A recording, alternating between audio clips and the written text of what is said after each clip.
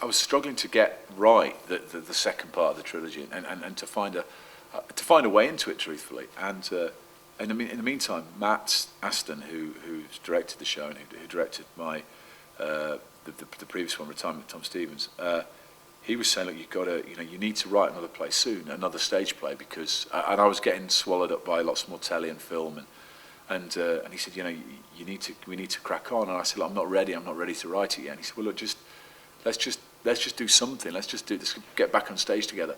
And at that stage, this was last year sometime, or I can't remember, a year before, but it was coming up was the anniversary of the moon landings, the first moon landings, and he said, we've got a little project, we're going to do something about the moon, and he said, why don't you just write something that's a response to that, the moon, and I started thinking about it, and instantly, as soon as he said that, I remember my father talking about Bomber's Moon, and my dad was a navigator in 50 Squadron in the Second World War, and I can remember him talking about Bomber's Moon, and then instantly it kind of opened up. That became the way in to the second play, and particularly this idea of a man. I mean, this what's incredible about this set is that my father spent the last year or so of his life in a warden run complex over in Southwell, and they were incredibly kind and incredibly good there. And I remember being very humbled by just the care that was taken of all these elderly people. But also at the same time, what I was kind of appalled by was just that sense of there comes a point at which, and I still feel a certain amount of guilt for it, that you kind of can't cope on your own with your parents, and that they then move on to the next stage of their life where they kind of go to wait to die, really. And no matter how much you try and alleviate that, and you make your visits and so on and so forth, and particularly in those situations where people are living, invariably, there were one or two couples who were in this place, but invariably it wasn't that. It was single people living on their own, having lost their partners, and I found that quite hard. I found it quite hard seeing my dad like that, and I found it because all the kindness, again, this thing about contrasts, all the kindness in the world just seemed to actually illustrate the fact that this was a waiting room, and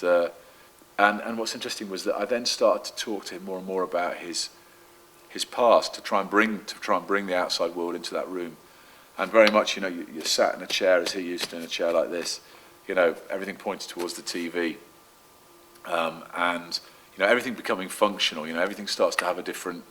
The chairs are they're higher up so people can get out of them. There are the bars on the door so you can help yourself through doors, and on and off the toilet. Elevated toilet seats, and you have this kind of the sort of the ephemera of infirmity, and it's kind of. And it sort of seeps in and around this person that you've known as a vital spirit, and I used to find that really, really hard, and Dad coped with it pretty well, but did get frustrated, and we then started talking more and more, I say, about his past, and particularly his time in the war, which was I came to realise was a very, very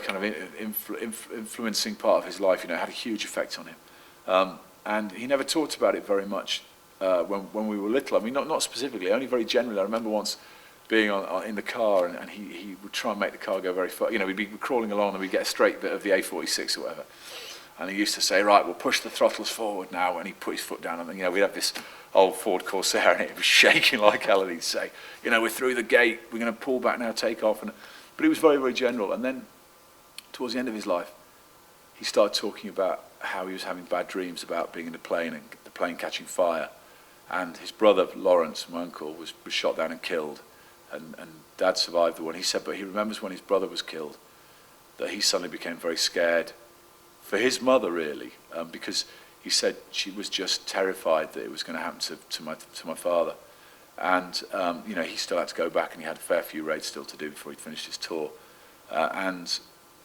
he kind of just found it very, very difficult, that period once he'd lost his brother.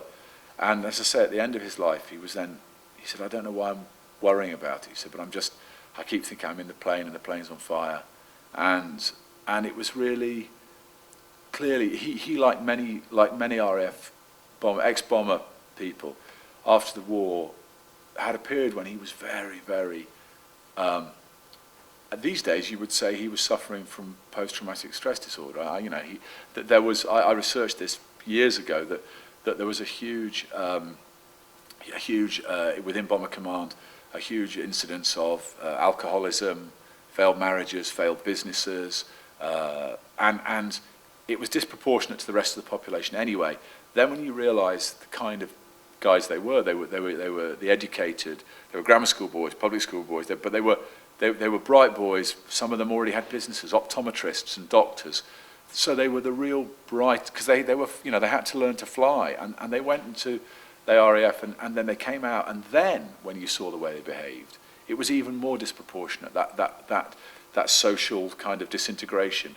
And it was interesting because my father was, God forgive me, Dad, for saying so, but there were several pubs in Nottingham he was banned from, and what's interesting was, I think that, and this is kind of behind the play in a way, was that there was somebody once described flying in Bomber Command as long periods of boredom punctuated with moments of extreme terror, and you'd fly off for an 8-hour trip, say. It would sometimes take them an hour just to circle above Skegness to get to their cruising height with a full bomb load, because they weren't like the jets of today. And if you ever see film of the old bombers taking off, it's extraordinary, because they take off and you think something's gone wrong with the takeoff, because they get off the runway, then they leave the runway behind, they leave the airfield behind, and they're still about 20 feet off the ground.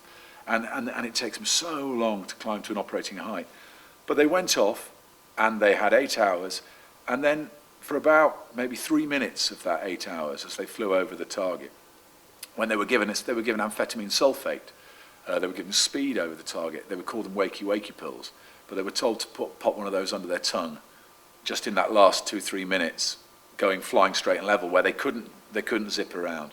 There was tremendous danger of collision anyway. There was danger of them having bombs dropped on them, and for that moment there, I think there was such terror. There was an attritional rate in 1943 and 1944 that was higher than Tommy's in the First World War. Most Lancaster bombers didn't make more than their first 5 trips, and they had to do 30. Once they made the first 5, the odds of them surviving went up until the last 2 raids, 29 and 30, when again the odds on them getting shot down suddenly increased, and whether that was because they were not concentrating or they were just getting blasé, I don't know. But what's interesting was, they flew off, they had this extraordinary terror, and then they came back, and I think that's where the madness kicked in that, I remember my father telling me once that he came home for tea at my grandma's house, and he'd got eczema around his nose and around his mouth, which a lot of them used to get from where the oxygen masks were. And Grandma said, "Oh, where have you been, lad?" He said, "Well, I can't say." And he said, "But if you put the radio on at tea time, there might be something." And of course, then the radio came on, and they said, Bomber Command launched a 1,000-bomber raid on Cologne last night. So he'd been off to Cologne and back, and was then sitting at my mother's house having tea in Southwell. And that was the lunacy, because they didn't go off like a soldier to North Africa and stay there for however many months. They didn't go off to sea for months on end. They went off into this kind of hell and then came back. And every 6 weeks they were given a week off, and they were well aware of the attritional rate in terms of the mental strain, which is why they always gave them this extra time off. And I think that kind of again, the contrast thing, that's what I became interested in, was that sort of the lunacy of that, really, just going off, being terrified, coming back, going out. They used to get absolutely hammered, drunk, wild living in their time off, and then back to it. And I think what's interesting about the design, which is to go right back to that, is that what Laura, who's designed it, has done just this phenomenal job. And I said, look, we've got to bring this. It's about an old man who was once that man who flew off and knew that terror, and also knew that euphoria as well. A man of contrasts, of extremes, and it's that sense that as you come towards the end of your days, the the past, that elemental time of your life starts to exert itself upon you more and more. And when it's lit as well, and we've got all the effects going, it really is very, very, very powerful, and it does just that. It brings this old frail man who's sitting in this chair. It puts him right back in the heart of that time when he was sort of most alive, but also most at risk of death. And also the other thing is, of course, with the other character, David, what we've tried to do is to say that, you know, at any time, these two people are the same man. You know, there's the younger man and the older man, and they're just a continuum of each other, really. And that when you meet somebody who is in their 80s, they just carry this huge weight of history with them, which is not always easy to appreciate.